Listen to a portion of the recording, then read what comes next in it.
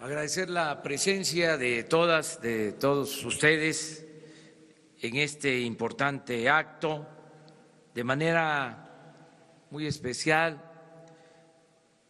agradecer la participación del maestro Alejandro Díaz de León, gobernador del Banco de México, una institución fundamental para la vida pública de nuestro país, en el terreno económico y financiero. Agradecer también a Marcos Martínez Gavica, presidente de la Asociación de Bancos de México, por su participación, apoyo, confianza que ha expresado al nuevo gobierno, y destacar el trabajo que han venido realizando los servidores públicos de la Secretaría de Hacienda, tanto Carlos Ursúa, secretario de Hacienda, como Arturo Herrera Gutiérrez, subsecretario de Hacienda y Crédito Público. Profesionales, honestos, responsables, serios, servidores públicos. Estamos iniciando una etapa nueva en la vida pública del país y es conveniente repasar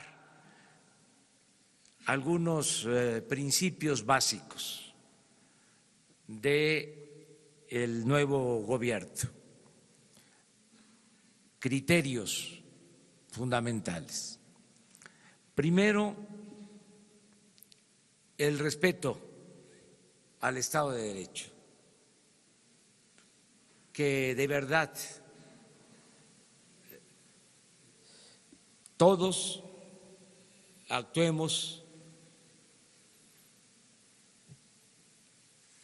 con la responsabilidad de cumplir el marco legal, de cumplir lo que establece la Constitución y las leyes que de ella emanan, que haya un auténtico Estado de Derecho.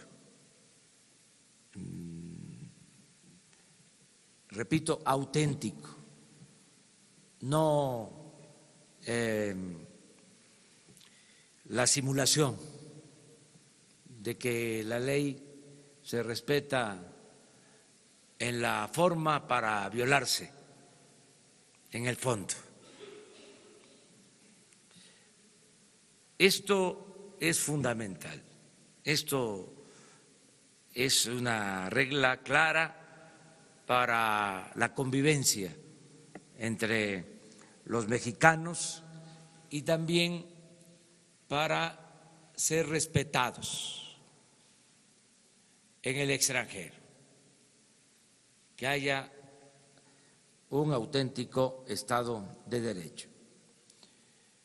Esto implica acabar con la impunidad y con la corrupción, entre otras cosas, que llevemos a la práctica la máxima liberal de que al margen de la ley nada y por encima de la ley nadie. Si afianzamos este proceder, vamos a estar hablando de un elemento fundamental en lo que llamamos la cuarta transformación de la vida pública del país. Vamos a estar hablando de un verdadero cambio, de una transformación. Pero ese es un pilar para el desarrollo de México, para iniciar una etapa nueva en la vida pública del país, Estado de Derecho. Esto implica respeto a las decisiones de los organismos autónomos y división y equilibrio entre los poderes. Nos hemos comprometido a respetar la autonomía del Banco de México y se va a cumplir. No vamos nosotros a interferir en las decisiones que corresponden al Banco de México. Y por lo que sí compete a nuestras facultades, vamos a mantener el compromiso de llevar a cabo una administración equilibrada. Vamos a mantener siempre equilibrios económicos, no vamos a gastar más de lo que tengamos de ingresos, no vamos a seguir endeudando al país, vamos a buscar que no haya déficit en el manejo de las finanzas públicas. Esto se va a lograr al mismo tiempo que no pensamos aumentar impuestos ni crear impuestos nuevos. ¿Por qué? Vamos a poder financiar el desarrollo sin aumentar la deuda, sin déficit, sin aumentar impuestos en términos reales. Confiamos que nos va a funcionar la fórmula de hacer un gobierno austero, sobrio, sin lujos. Vamos a liberar muchos fondos para el desarrollo con un plan de austeridad republicano. Se gasta mucho en el gobierno, le cuesta mucho a la sociedad mantener al gobierno. Se llegó a extremos en que el gobierno se consume prácticamente todo el presupuesto. El gobierno estaba ensimismado y era muy poco lo que se transfería, se trasladaba, se orientaba en beneficio de los ciudadanos, porque el gobierno tenía otra función,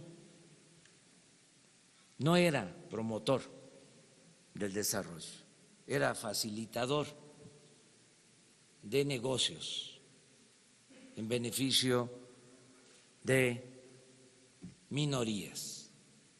Esto fue lo que nos condujo a la crisis de México y por eso necesitamos cambiar, necesitamos que el presupuesto le llegue a los ciudadanos, que cada vez liberemos más fondos para el desarrollo. Por eso la austeridad, el que no haya sueldos tan exagerados, que no haya lujos en el gobierno. Esto lo hacen las empresas, se hace en las familias, no se derrocha el dinero, no hay gastos superfluos, no hay desperdicio. Es elemental que una buena administración significa un manejo austero del presupuesto. Y esto nos va a permitir liberar fondos para el desarrollo.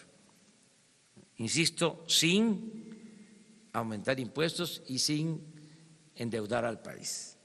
Y lo otro, que también es una fuente para financiar el desarrollo, una fuente importante, es el no permitir la corrupción, porque es mucho también lo que se iba por el caño de la corrupción. Lo estamos viendo y se puede constatar, lo podemos probar. Iniciamos el plan para evitar el robo de combustibles y en 20 días nos hemos ahorrado 2.500 millones de pesos. Ustedes seguramente están informados. El año pasado se robaron más de 60.000 millones de pesos. Combustible. Esto fue creciendo. Hace 2, 3 gobiernos se robaban 10.000 millones, los tenía hasta contabilizado la Secretaría de Hacienda, eran parte del presupuesto. Es decir, se descontaba el robo y fue creciendo cada vez más, al grado de que ya era otra empresa paralela, una piratería tolerada de más de 60.000 millones de pesos. Se robaban en promedio 700 pipas diarias de gasolinas. Hoy informaba yo que hemos logrado con el plan reducir el robo solo a 100 pipas, es decir, 600 pipas diarias menos. Si eso se traduce en 20 días, estamos hablando de 2.500 millones de pesos. En este plan, si actuamos así en todo, pues vamos a liberar muchos fondos para el desarrollo. Imagínense, 60.000 millones son los que necesitamos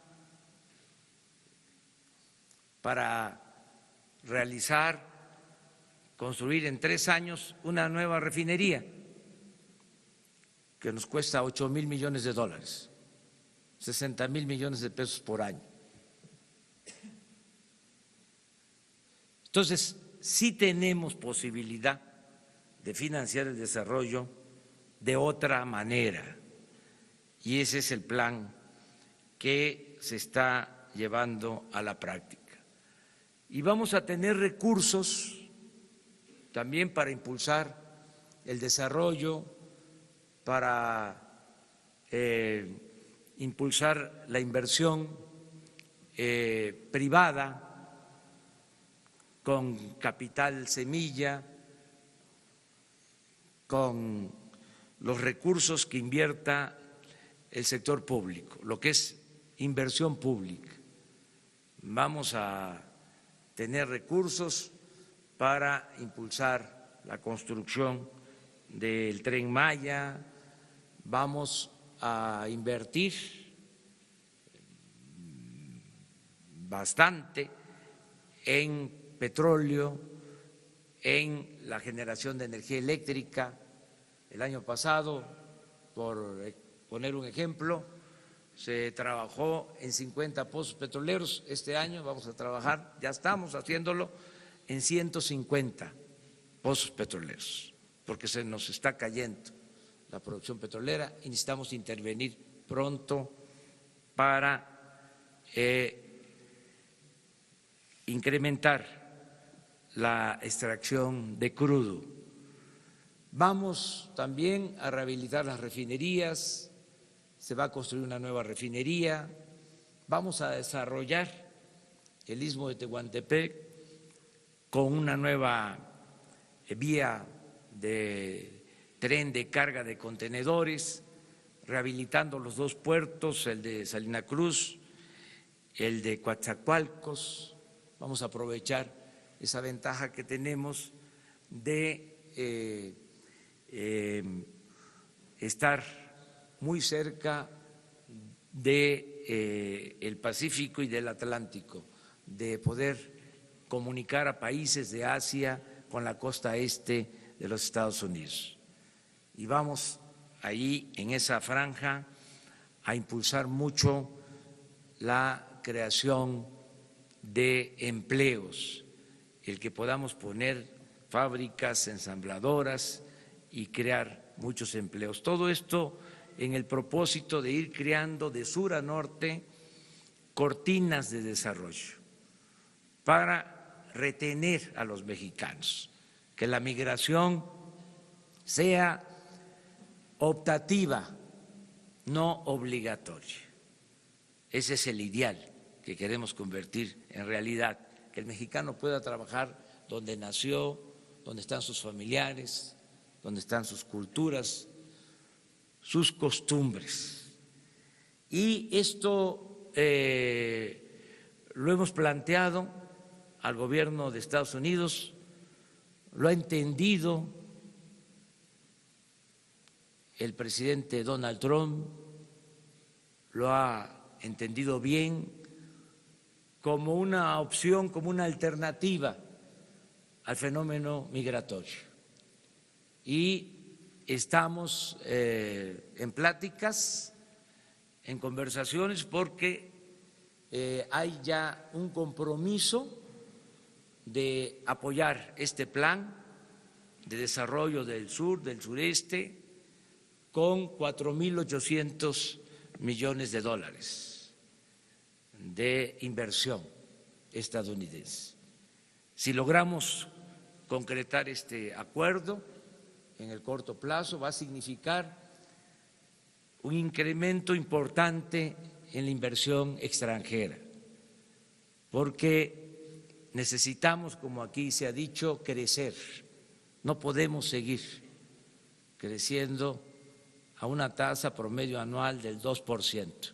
México es de los países con menos crecimiento económico en el mundo. Y para crecer se requiere de inversión, y no es suficiente la inversión pública y tampoco la inversión privada nacional, se requiere también de la inversión extranjera. Entonces, ese es el plan, promover inversión en la aplicación de estas acciones, llevar a cabo estos proyectos y de esta manera crecer para sacar al país adelante. Si hay crecimiento económico, hay empleo. Yo espero que podamos crear muchos empleos para que de esta manera no tengamos necesidad de seguir con los flujos migratorios, que la gente, repito, pueda trabajar en sus lugares de origen. Y lo vamos a lograr, estoy convencido de eso. La construcción del Tren Maya va a ocupar de mucha mano de obra, la construcción de la nueva refinería en Dos Bocas, lo mismo, el proyecto del Istmo, vamos a sembrar 1 millón de hectáreas de árboles frutales y maderables en el sureste.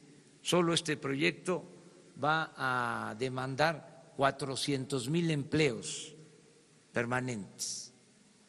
Entonces, vamos de esta forma a lograr que haya crecimiento, que haya empleo, desde luego cuidando siempre que el crecimiento no nos signifique inflación. Tenemos que hacerle como se está actuando en el caso del combate a lo que coloquialmente se llama el huachicoleo. Es un manejo de los ductos de Pemex, por donde se traslada la gasolina y el diésel. Resulta que se abrían los ductos, aunque en la torre de Pemex hay monitores para saber el comportamiento y la presión de los ductos, de cómo fluye la gasolina. Se sabía perfectamente cuándo se bajaba la presión y la norma obligaba a que se cerraran los ductos para que ya no se fugara más gasolina, que dejaran de robarse la gasolina. Y lo que hacían era mantener abiertos los ductos. Entonces, por eso 700, 800 pipas, un día más de 1000 pipas diarias. Entonces, intervenimos y tenemos ya el control de los ductos y se van abriendo poco a poco y estamos haciendo cambios para transportar gasolina, combustible en pipas. Cuando hay ductos que no tienen el control suficiente porque crearon ramales, medios de distribución alternos con almacenamiento para el combustible. Entonces, es controlar los ductos sin dejar de abastecer. ¿Cómo hacerle? ¿Cómo equilibrar? Pues es lo mismo, cómo crecer sin inflación. Los economistas a veces lo resuelven de manera muy fácil. Se habla del símil de cuando se calienta un carro, que eso es el equivalente a la inflación. Entonces, para que el carro ya no se caliente, se apaga el carro, ¿no? Pues ya no se calienta, ya no hay inflación, pero ya no camina el carro, no hay crecimiento. Entonces, aquí el chiste está, el meollo del asunto estriba en que el carro camine sin calentarse, ese equilibrio. Entonces, por eso las recomendaciones del Banco de México, que tiene como propósito controlar la inflación, también el crecimiento, pero más el control de inflación. Nos gustaría que no solo sea control de inflación, sino que también se pensara en el crecimiento. Pero bueno, en lo que corresponde al control de inflación, nosotros vamos a actuar de manera muy prudente, muy responsable. O sea, que haya crecimiento sin inflación. Ya se ha logrado. Ahora que tomé posesión del cargo como presidente de la República, recordaba yo lo que fue el periodo de don Antonio Ortiz Mena, secretario de Hacienda. 2 sexenios, 12 años de crecimiento económico como no se ha visto, de 6% promedio anual. Pero lo más importante, que se logró el crecimiento económico del 6% anual sin inflación y sin endeudamiento del país. Ahí está la clave. Eso no se ha logrado en los últimos tiempos. Tenemos que ir hacia ese modelo de crecer sin inflación y sin endeudar al país. Yo celebro mucho el que se esté logrando este acuerdo para la inclusión financiera. Es muy importante, es fundamental. Celebro más que nada la concurrencia de tres instancias de la Asociación de Banqueros, del Banco de México y de la Secretaría de Hacienda en este propósito de modernizar todo el sistema financiero, la inclusión, el que se puedan hacer estas operaciones utilizando tecnología de punta. Yo doy a conocer también que se va a hacer un esfuerzo importante para lograr la conectividad en todo el país, que también en eso traemos atraso. Tenemos muy poca conectividad para internet, para telefonía celular. Tenemos una conectividad de solo el 20% de nuestro territorio. No alcanzamos a tener red de comunicación de internet, ni siquiera en todas las cabeceras municipales. En el 80% del territorio nacional no tenemos conectividad con internet. Sale uno de una ciudad, de una cabecera municipal, y ya no hay señal. Esto lo tenemos que resolver. Afortunadamente hay una buena infraestructura de la Comisión Federal de Electricidad, hay fibra óptica en prácticamente todo el país, y uno de los proyectos que vamos a impulsar con inversión privada, haciendo una mezcla de inversión pública y privada, va a ser el de lograr la conectividad a todo el país. Esto va a ayudar mucho para este propósito de lograr al mismo tiempo la inclusión financiera. Ya es un avance lo que se está logrando, que donde pueda utilizarse el teléfono móvil se puedan hacer operaciones entre bancos, entre usuarios de servicios bancarios, entre los mismos usuarios, como aquí se dijo, de bancos. Esto es algo muy importante, tiene que ver con la modernidad del país. Buscamos que sea una modernidad para todos, una modernidad forjada desde abajo y para todos. Por eso, el que sea lo más incluyente posible, que las sucursales bancarias estén pues en todos los pueblos. Actualmente no es así.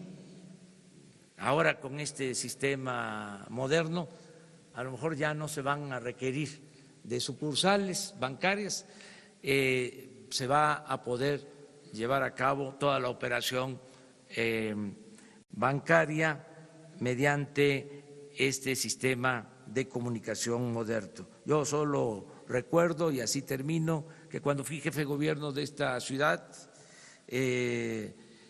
impulsamos mucho la bancarización. Fue cuando iniciaron los pagos en los centros comerciales y en los bancos del predial y del agua, cuando fui jefe de gobierno, y estos señores que ahora son servidores públicos de Hacienda, que estaban en la Secretaría de Finanzas del gobierno de la ciudad, fueron los que implementaron ese sistema. De modo que sabemos de la importancia que tiene ir avanzando en lo tecnológico, pero insisto, lo más importante de todo es la conciliación, la armonía, el respeto y la disposición de trabajar de manera conjunta para el desarrollo de México. Por eso agradezco y celebro esta reunión. Muchas gracias a todas y a todos ustedes.